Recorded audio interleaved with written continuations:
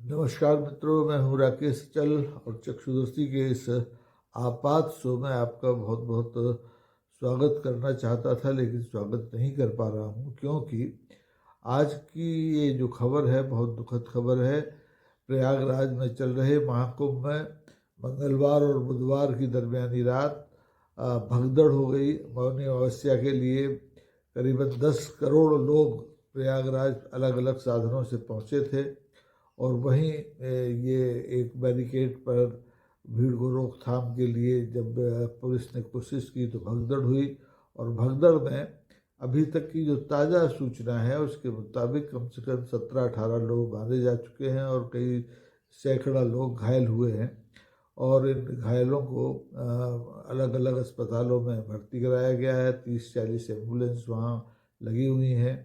और उत्तर प्रदेश के मुख्यमंत्री योगी आदित्यनाथ घटनास्थल पर पहुंच रहे हैं। माननीय प्रधानमंत्री नरेंद्र मोदी जी ने भी इस हादसे पर दुख व्यक्त किया है और उन्होंने उत्तर प्रदेश की सरकार से इस भगदड़ की बारे में जानकारी हासिल की है। मैं पहले से ही आपसे कह रहा था कि इस महाकुंभ को उत्तर प्रदेश की सरकार ने जिस ढंग से मेगा इवेंट में तब्दील किया है उसकी वजह से एक धार्मिक उन्माद देश में उमड़ा है और लोग क्षमता से ज़्यादा संख्या में अप्रत्याशित रूप से प्रयागराज पहुंच रहे हैं। इसलिए वहां पर जितनी भी व्यवस्थाएं की गई हैं वो लगभग ध्वस्त हो चली हैं।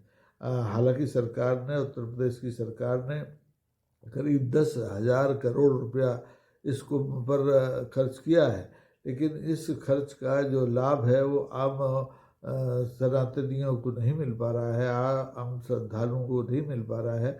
ज़्यादा जो सुख सुविधाएं हैं वो वीआईपीज़ पर खर्च हुई हैं, विदेशों से आए मेहमानों पर खर्च हुई हैं। और जो क्या कहना चाहिए आपको, स्टार्स हैं उन पर खर्च हुई हैं।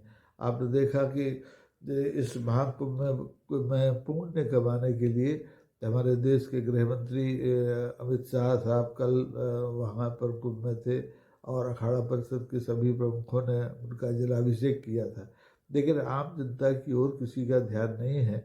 इसी का परिणाम है कि महाकुंभ में मौनी अमावस्या पर भगदड़ मच गई।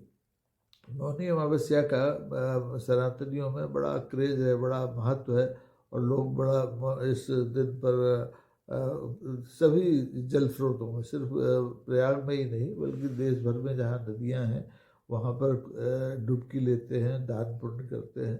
लेकिन चूंकि महाकुंभ को 144 साल बाद की एक प्रमुख घटना बता करके प्रचारित किया गया था, तो इसलिए लोगों ने कोशिश की कि इस बार वो भी प्रयागराज में ही जाकर डुबकी लें, पुण्य कमाएं, दान पुण्य करें। लेकिन ये उनको भारी पड़ गया और आपने देखा कि वहाँ पर कितने लोगों ने, निरीह लोगों ने अपनी जान गंवा दी। अब मरने वालों की संख्या कितनी क्या होगी ये तो मैं अभी नहीं कह सकता हूँ, लेकिन इसके बढ़ने की आशंका है और इस आशंका से कोई इनकार नहीं करेगा कि इस सारी गड़बड़ी के लिए जो जिम्मेदार है वो उत्तर प्रदेश की सरकार है, क्योंकि उत्तर प्रदेश की सरकार ने ही इस सारे कुंभ की व्यवस्था की थी। आप देखेंगे हिंदुस्तान में लोग भगदड़ की घटनाओं से सबक नहीं लेते। यही उत्तर प्रदेश में पिछले दिनों, पिछले साल आपको याद हो एक सत्संग में भगदड़ हुई थी, वहाँ पर 120 लोग मारे गए थे। उसके पहले महाराष्ट्र के मंदार देवी मंदिर में 2005 में एक भगदड़ हुई थी, उसमें 340 लोगों की मौत हो गई थी। 2008 में राजस्थान के चामुंडा देवी में भगदड़ हुई थी, उसमें करीब 250 लोगों की मौत हो गई थी। नैना देवी के मंदिर के में भगदड़ की आपको याद होगा, उसमें भी 162 लोग मारे गए थे। इसी तरह इंदौर में 2023 में 31 मार्च 2023 में रामनवमी के मौके पर भगदड़ हुई थी, उसमें भी करीब 36 लोगों की मौत हुई थी। अब इन भगदड़ों में और सत्संगों में और कुंभ में जो लोग मारे जाते हैं वो सीधे परलोक जाते होंगे, इस बात की कोई गारंटी नहीं है। ये तो हादसे हैं और इन हादसों के लिए अब व्यवस्थाएं जिम्मेदार हैं। जिम्मेदार प्रशासन भी है, जिम्मेदार श्रद्धालु भी हैं। उन्हें देखना चाहिए कि वो भीड़ चाल न चलें। मीडिया पर जो दिखाया जा रहा है उसके प्रभाव में आकर भाग दौड़ न करें पूजा स्थलों धर्म स्थलों की ओर जाने की। आप देखें कि महाकुंभ पर जो दबाव है इस समय भीड़ का, उसका असर पड़ोस के बनारस में भी देखने को मिल रहा है, अयोध्या में भी देखने को मिल रहा है। लोगों को दर्शन करने के लिए 10-10 घंटे का इंतजार करना पड़ रहा है। शहरों में जो व्यवस्थाएं हैं, आधारभूत व्यवस्थाएं हैं, वो चरमरा चुकी हैं। न रहने की व्यवस्था है, न खाने की व्यवस्था है, न पीने की व्यवस्था है। लेकिन जो श्रद्धालु हैं कि वो मान ही नहीं रहे हैं, जान हथेली पर रख कर के पुण्य लाभ कमाना चाहते हैं। तो इस प्रवृत्ति को रोकने की ज़रूरत है। और ये प्रवृत्ति दरअसल वैसे तो स्वाभाविक है, लोगों में श्रद्धा रहती है, लोग जाते हैं। इसी केवल हिंदू धर्म में ही नहीं, सभी धर्मों में होता है। आप देखो होगा मक्का मदीना में भी भगदड़ के हादसे होते हैं और हजारों लोग मारे जाते हैं। तो ये मनुष्य की प्रवृत्ति है कि वो थोड़े से प्रयास से ज़्यादा हासिल करना चाहता है। वो कर्म की जगह सीधे पूजा अर्चना से पुण्य लाभ हासिल करना चाहता है, अपने पापों से उन्मोचित होना चाहता है। लेकिन ऐसा होता नहीं है। व्यवहारिक रूप से कर्म करेंगे तभी आपको फल मिलेंगे, लेकिन लोग हैं कि मानने को तैयार नहीं है। और मुश्किल ये है कि सरकार लोगों में ये जो भावना है, धर्म की भावना है, इसका उन्माद और तेज़ी से बढ़ा रही है और इस पर खर्च कर रही है। वो इसी को अपनी सबसे बड़ी उपलब्धि मानती है।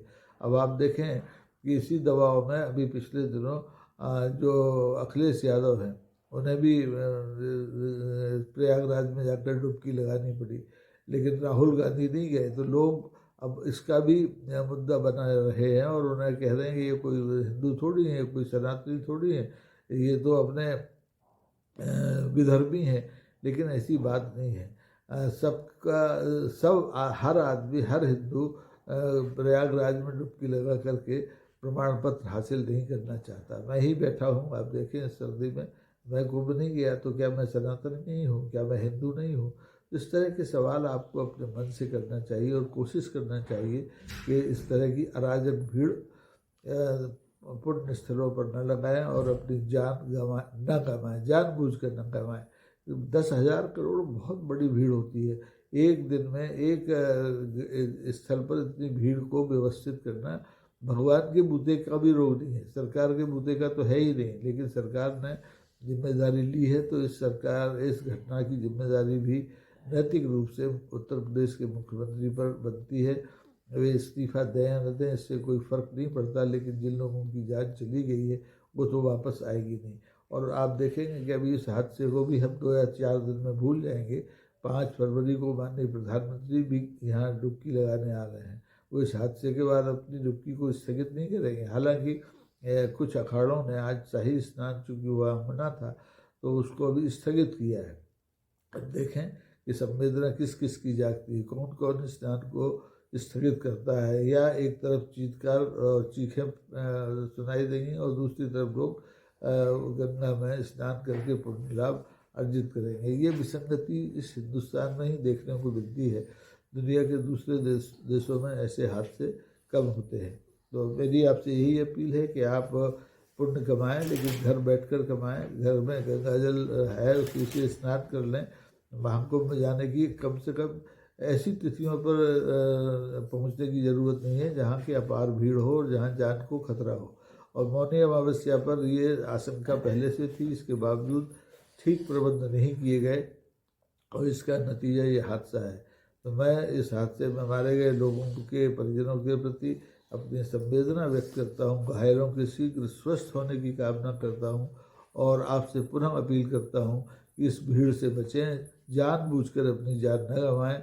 जान है तो जहान है, पुण्य बाद में भी कमाया जा सकता है।